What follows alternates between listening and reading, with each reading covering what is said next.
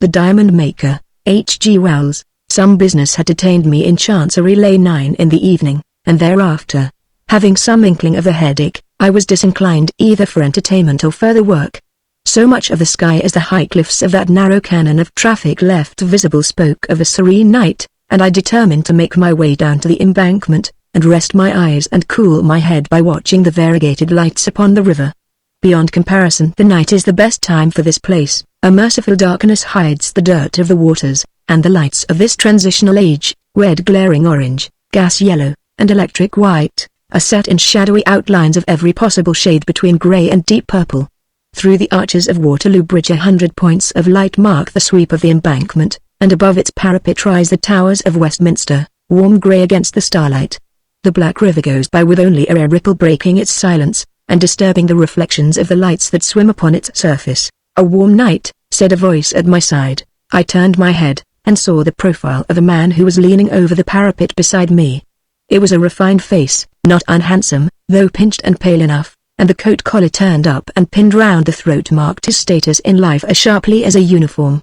I felt I was committed to the price of a bed and breakfast if I answered him. I looked at him curiously.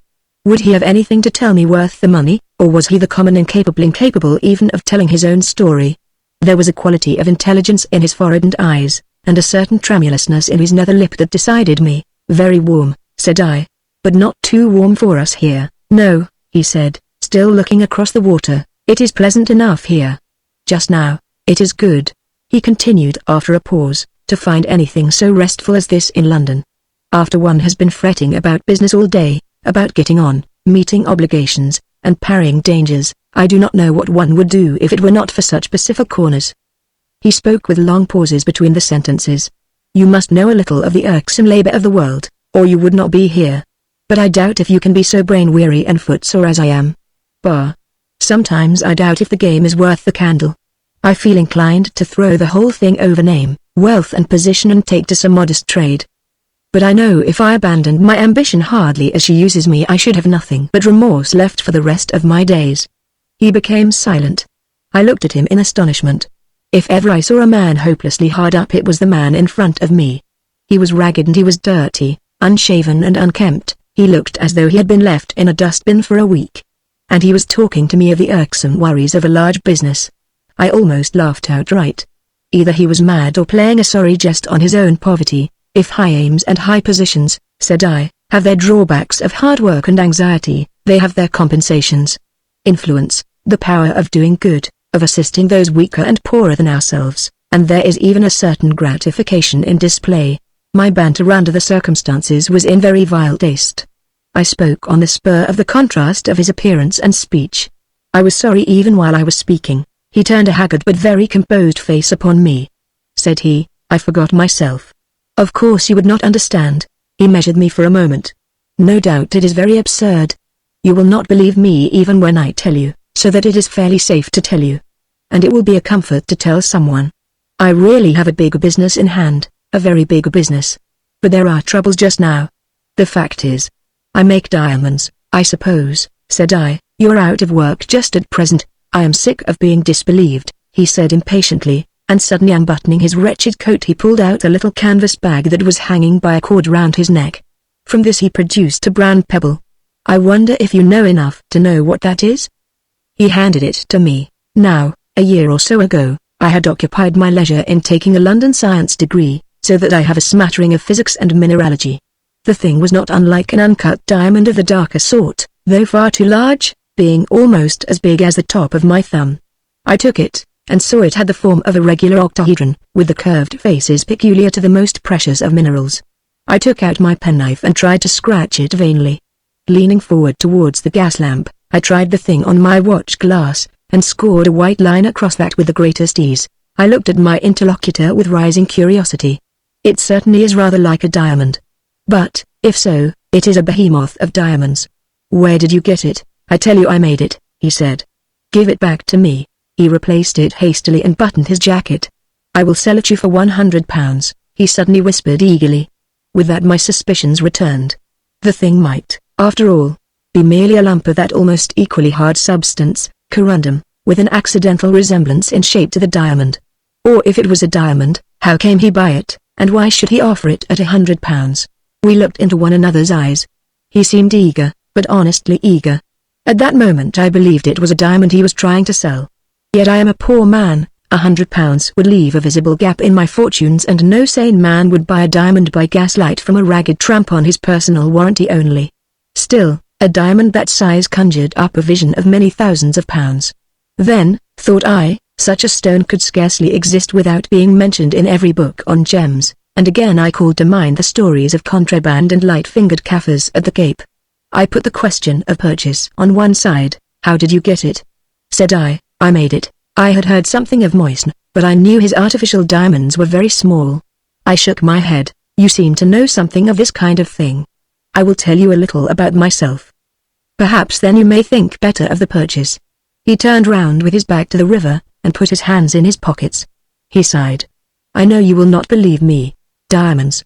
He began, and as he spoke his voice lost its faint flavor of the tramp and assumed something of the easy tone of an educated man are to be made by throwing carbon out of combination in a suitable flux and under a suitable pressure. The carbon crystallizes out, not as black lead or charcoal powder, but as small diamonds.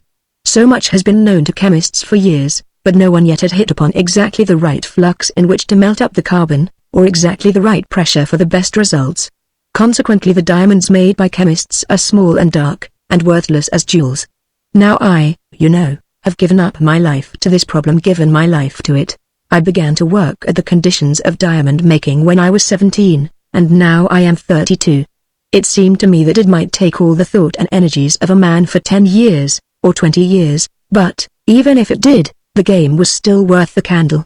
Suppose one to have at last just hit the right trick before the secret got out and diamonds became as common as coal, one might realize millions.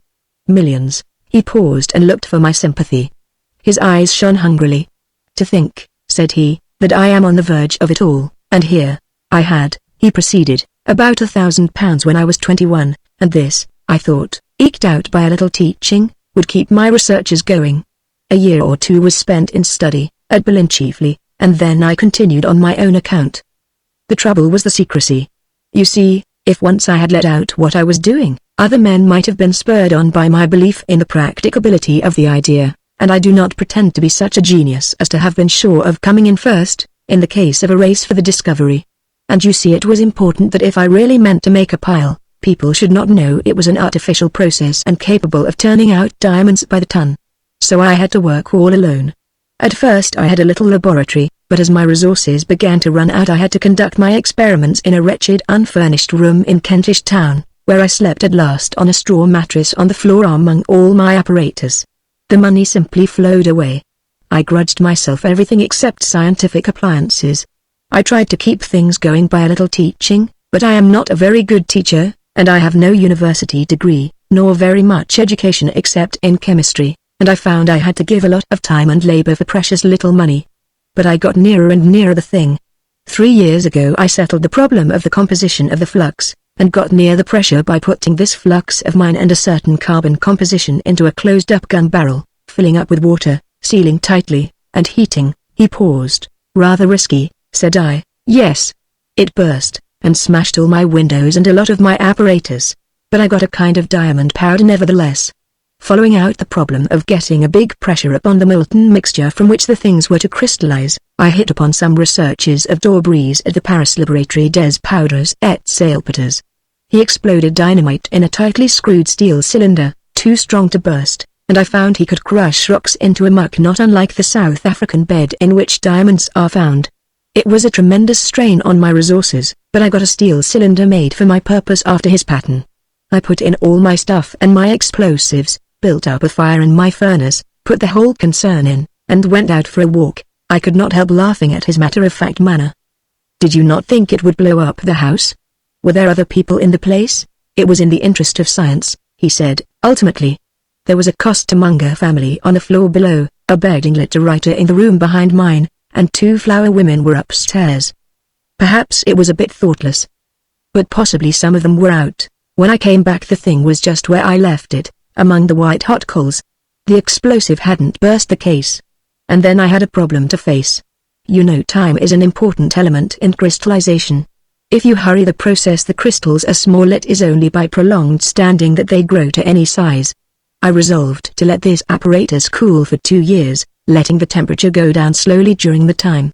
And I was now quite out of money, and with a big fire and the rent of my room, as well as my hunger to satisfy, I had scarcely a penny in the world. I can hardly tell you all the shifts I was put to while I was making the diamonds. I have sold newspapers, held horses, opened cab doors. For many weeks I addressed envelopes. I had a place as assistant to a man who owned a barrow, and used to call down one side of the road while he called down the other. Once for a week I had absolutely nothing to do, and I begged. What a week that was! One day the fire was going out and I had eaten nothing all day, and a little chap taking his girl out, gave me 6pence to show off. Thank heaven for vanity. How the fish shops smelt! But I went and spent it all on coals, and had the furnace bright red again, and then well, hunger makes a fool of a man. At last, 3 weeks ago, I let the fire out. I took my cylinder and unscrewed it while it was still so hot that it punished my hands, and I scraped out the crumbling lava-like mass with a chisel, and hammered it into a powder upon an iron plate. And I found 3 big diamonds and 5 small ones. As I sat on the floor hammering, my door opened, and my neighbor, the begging letter writer, came in. He was drunk as he usually is. "Nurchist," said he. "You're drunk," said I. "Structive scoundrel," said he. "Go to your father," said I, meaning the father of lies. "Never you mind," said he, and gave me a cunning wink, and hiccuped, and leaning up against the door, with his other eye against the doorpost, began to babble of how he had been prying in my room, and how he had gone to the police that morning, and how they had taken down everything he had to say. "Cipher was a gem," said he. Then I suddenly realized I was in a hole. Either I should have to tell these police my little secret, and get the whole thing blown upon, or be lagged as an anarchist. So I went up to my neighbor and took him by the collar, and rolled him about a bit, and then I gathered up my diamonds and cleared out. The evening newspapers called my den the Kentish Town Bomb Factory. And now I cannot part with the things for love or money. If I go into respectable jewelers they ask me to wait, and go and whisper to a clerk to fetch a policeman, and then I say I cannot wait. And I found out a receiver of stolen goods, and he simply stuck to the one I gave him and told me to prosecute if I wanted it back. I am going about now with several £100,000 worth of diamonds round my neck, and without either food or shelter. You are the first person I have taken into my confidence. But I like your face and I am hard driven." He looked into my eyes. "It would be madness," said I, "for me to buy a diamond under the circumstances. Besides, I do not carry hundreds of pounds about in my pocket. Yet I more than half believe your story. I will, if you like, do this. Come to my office tomorrow." "You think I am a thief?" said he keenly. "You will tell the police. I am not coming into a trap. Somehow I am assured you are no thief. Here is my card. Take that, anyhow. You need not come to any appointment. Come when you will." He took the card, and in earnest of my goodwill, "Think better of it and come," said I. He shook his head doubtfully. "I will pay back your half-crown with interest some day, such interest as will amaze you," said he. "Anyhow, you will keep the secret? Don't follow me." He crossed the road and went into the darkness towards the little steps under the archway leading into Essex Street, and I let him go. And that was the last I ever saw of him. Afterwards I had 2 letters from him asking me to send banknotes, not checks, to certain addresses. I weighed the matter over and took what I conceived to be the wisest course. Once he called upon me when I was out. My urchin described him as a very thin, dirty, and ragged man, with a dreadful cough. He left no message. That was the finish of him so far as my story goes. I wonder sometimes what has become of him. Was he an ingenious monomaniac, or a fraudulent dealer in pebbles, or has he really made diamonds as he asserted? The latter is just sufficiently credible to make me think at times that I have missed the most brilliant opportunity of my life. He may of course be dead, and his diamonds carelessly thrown aside. One, I repeat, was almost as big as my thumb. Or he may be still wandering about trying to sell the things. It is just possible he may yet emerge upon society, and, passing athwart my heavens in the serene altitude sacred to the wealthy and the well-advertised, reproach me silently for my want of enterprise. I sometimes think I might at least have risked £5,